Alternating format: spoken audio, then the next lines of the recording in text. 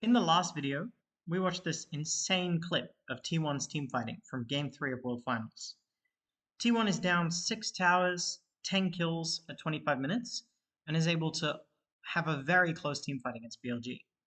But the question is, how did T1 end up in this situation in the first place? How are they so far behind so early on into the game? In today's video, we're going to go through the first 10 minutes jungle pathing from XUN and show how the snowball in this game got started. Let's get into it. Alright, so getting into the first part of the game, we can see that both teams have opted into a lane swap.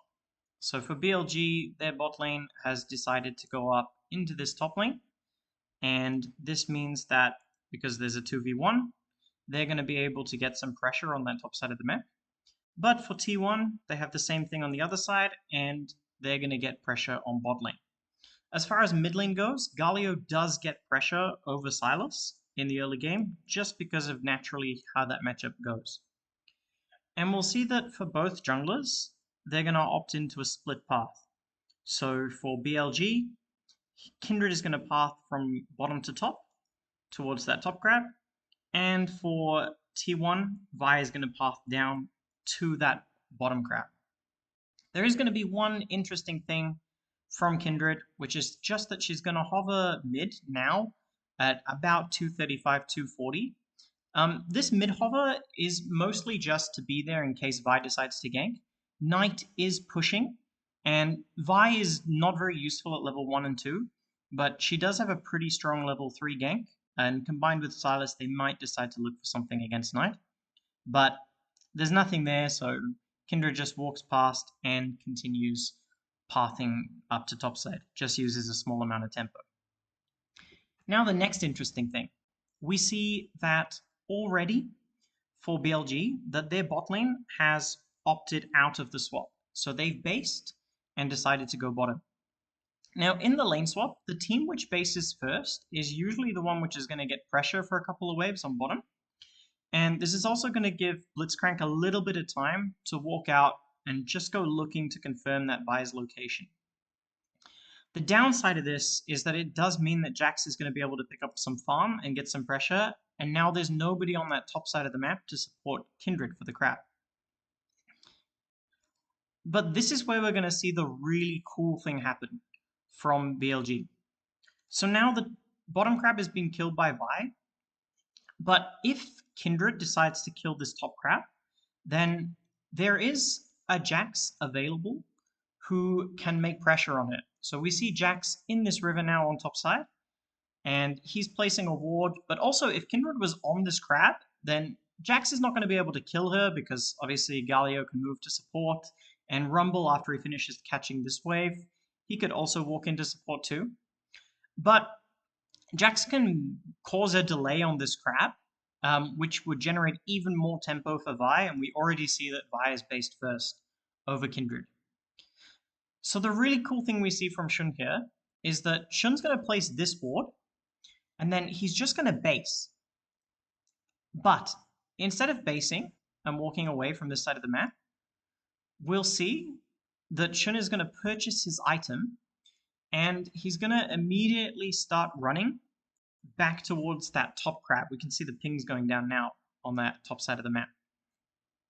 And with this ward and the pressure from Galio, they're going to spot Vi in a second. And in the same way that if Kindred started the crab, that Jax could harass her, for Vi, if Vi does this crab, there's a Galio who can walk across, and the Galio can make pressure on Vi. But not only that, the Galio, because he's got a lot of pressure on mid, he can also cut off that escape route from Ona. And then we'll also see Kindred walking in, we can see on the minimap now, walking straight at this, and she's already purchased an item as well, so she's a bit stronger than she was on the last path. So now they're both going to look to pressure Ona, and they're going to look for the kill. So let's see how it plays out. So we see now XUN coming in, flashing on Ona, and Ona thinks he can get away by flashing over the wall, but Rumble's there, and on top of that, there's a Galio ready to get the kill as well. So in a situation where XUN wasn't able to get the crab, he stays disciplined, he takes that base, and then he turns it into a winning advantage for himself.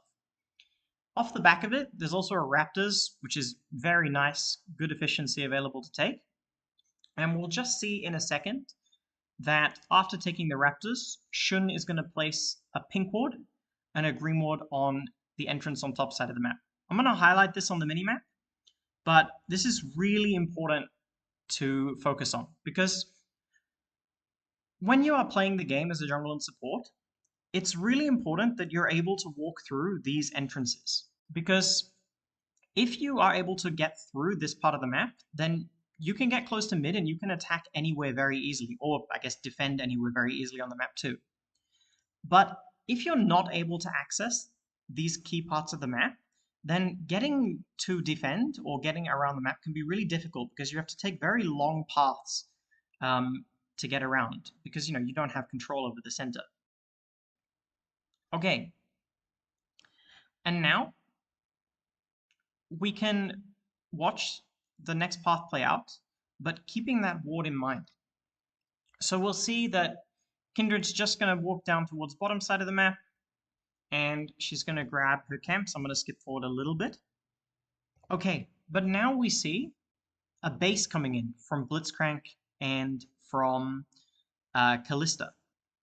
But again, focusing on that ward, which we mentioned before, we can see that on that top side of the map, or BLG can see, nobody's walked through this entrance.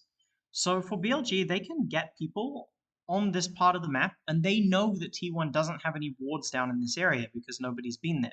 So for Blitzcrank, if you watch on the minimap, Blitzcrank can get into this space and Kindred can get into this space, and they can attack mid without being spotted.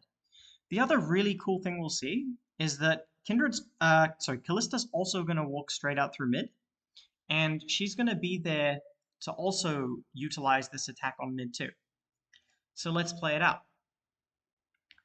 So now we can see Kindred and Blitzcrank on that minimap paired up together, and Kalista walking out through mid, unspotted, and now we'll see Blitzcrank flashes on Faker, uses the hook, and Faker is dead, doesn't even have time to get his flash off.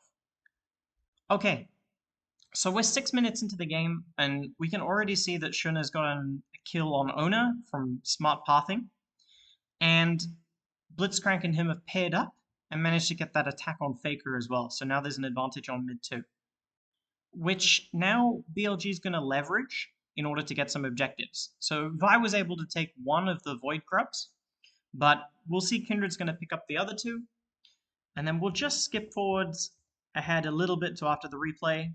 But now we'll see that Kindred and Blitzcrank are going to enter into that bottom river, and they're going to pick up the dragon as well. So off of those first two kills, we have some advantage on the lanes, and because of that advantage on the laners, and also just the matchups in general, BLG does have some good early game matchups. Kindred is going to pick up the first Void Grubs and now this dragon as well. Okay, after the dragon, Kindred's going to take a base. But we can see that T1 hasn't done nothing during this time. T1 has picked up some vision on that top side of the map. And again, they've gotten vision on both of those entrances.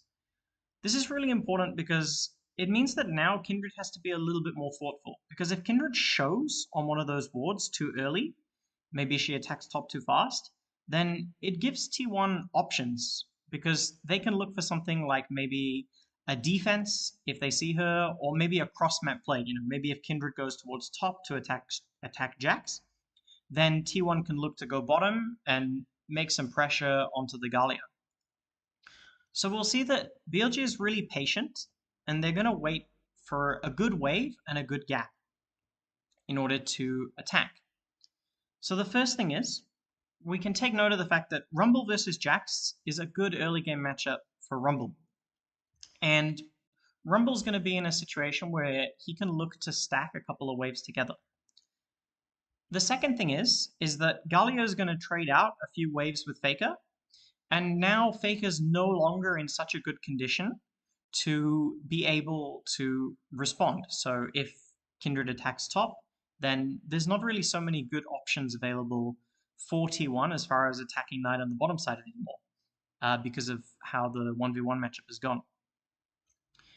And so we'll see now, BLG recognizing that there's no counterplay from T1, that they'll make some pressure on mid now, and we'll see Kindred, Blitzcrank, and Callista walking into this top side of the map. So we'll see them walking up now. Show on the minimap actually. We'll see them walking up now into this red side jungle, and it's perfectly timed with that wave stack from Rumble. So Rumble is crashing the wave into top tower now. The other thing which is really good to note as well is that this is a cannon wave as well. And attacking towers on cannon waves is really good because cannon waves are difficult to clear. So it's a lot more challenging for your opponent to just try to clear the wave and then nothing happens. But also, if you manage to kill your opponent, cannon waves give you more time to attack the tower as well. So you can get more plates and get more damage down on that tower. So now let's see as BLG walks into that top side of the map. Bin crashes this wave top, and Zeus walks into this top lane and decides maybe he can try to kill some of the wave. But this is where the nail in the coffin comes in, because Knight TPs on this cannon minion, which means now Zeus isn't able to kill it. Combine that with the fact that Faker's not able to respond because he's basing, and there is no option of defense because, as we mentioned before, this red side jungle is taken by Kindred, Callista, and Blitzcrank. And we're just going to see that there's pretty much nothing that Zeus is able to do. He can maybe try to put some damage down or kill some extra minions, but that's pretty much the extent of what he's able to do before he dies.